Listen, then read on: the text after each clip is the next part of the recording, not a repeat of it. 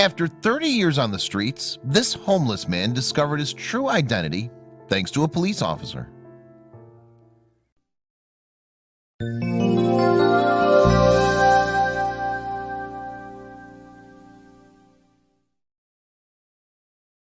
For over 30 years, Mick Myers lived on the streets of California, struggling to survive.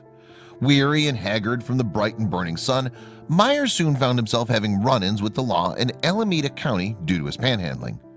However, he risked his safety and his freedom in order to make enough money to fill his belly on a daily basis.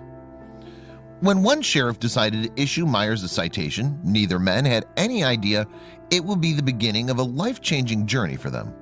One filled with heartache, facing the past, and finding one's true identity.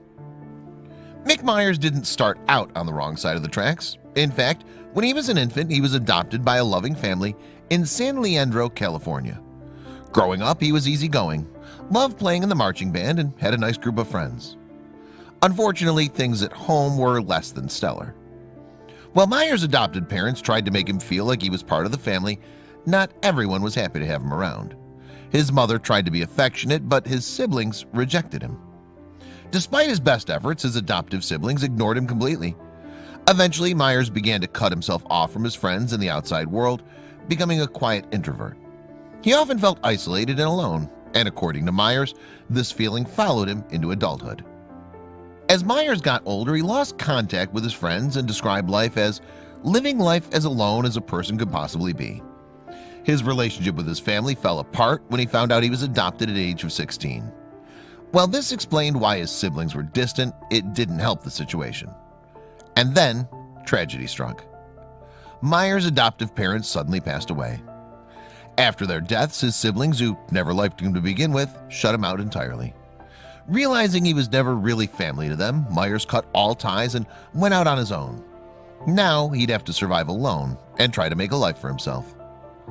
With no ties to anyone, Myers ended up taking a job as a truck driver. It was the perfect job for a loner like him.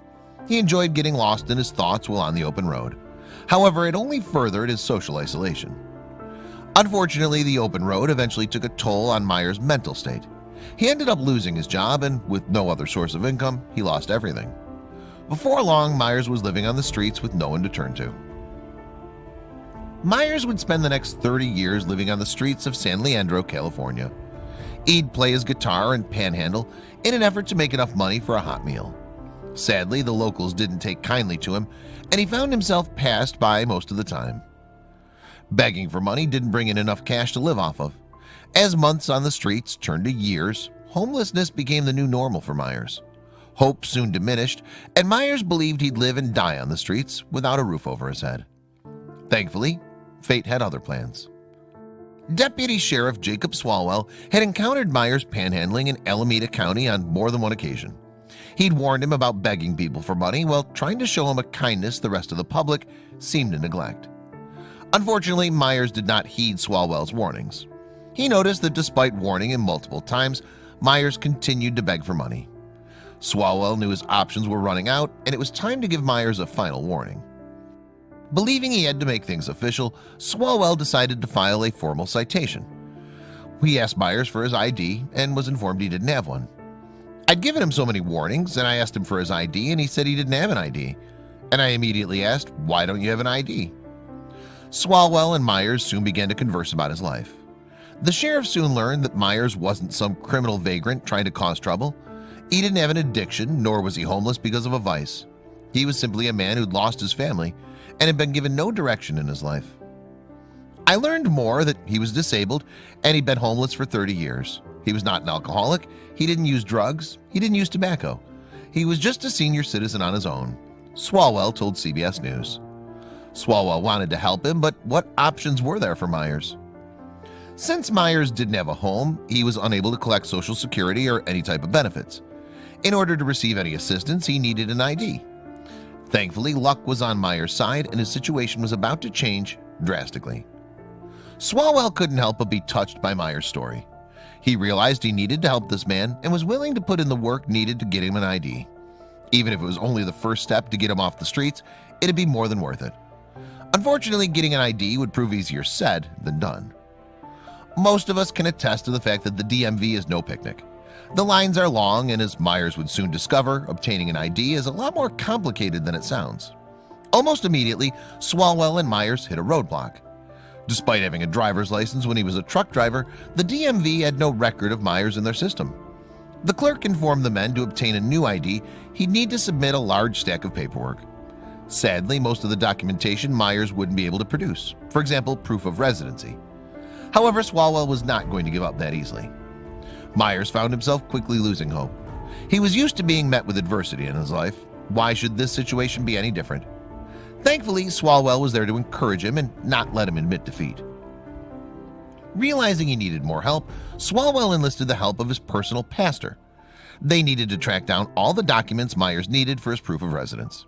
Together, they set out to make it happen. Swalwell worked tirelessly to track down Myers' birth certificate. It took some digging, but he eventually found it. The certificate even had the name he was given by his birth parents, Gordon Michael Oakley. With the documentation ready, Myers could finally get the ID he needed. After what seemed impossible, Myers finally obtained his personal identification. Soon, the news would catch wind of his story and feature him as a local feature. They were amazed by Swalwell's kindness. We both realized at the same time that there's a real person there and not just the stereotype we saw when we first met each other, Myers told reporters. Swalwell told CBS, "If there's something as simple as helping them just get back on their feet by getting them an ID so we can get some state or government federal benefits, then it's the least we can be doing as law enforcement officers."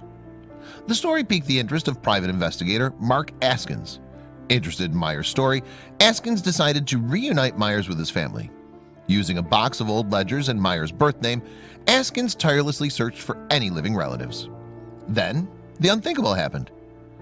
Askins located Myers' birth mother, Marie Pauline Oakley. Her story was one of heartache and tribulations. She'd met a sailor named Wiley at 16 and had a whirlwind romance before getting married in Reno. Sadly, the honeymoon didn't last long, and Marie found herself living in a cabin in Tennessee. The cabin was in shambles, Marie recalled. Even worse, her husband gave all his naval pay to his mother, leaving her with nothing to care for herself or the newborn baby. There was a bed for me to sleep in, but there was no crib for the baby. I had to put 2 chairs together and put a food locker on it, she described. Marie would eventually leave her husband, now with a toddler and pregnant with Myers. After returning to California to live with her mother, she struggled to get by for 2 years. When Myers developed a hole in his stomach at the age of 2, she knew she couldn't care for him the way he deserved. At the urging of her mother, Marie made the difficult decision to give Myers up for adoption to a local couple at a church. Marie had always wondered what happened to her son, and now in his 60s, they were about to be reunited after a lifetime apart.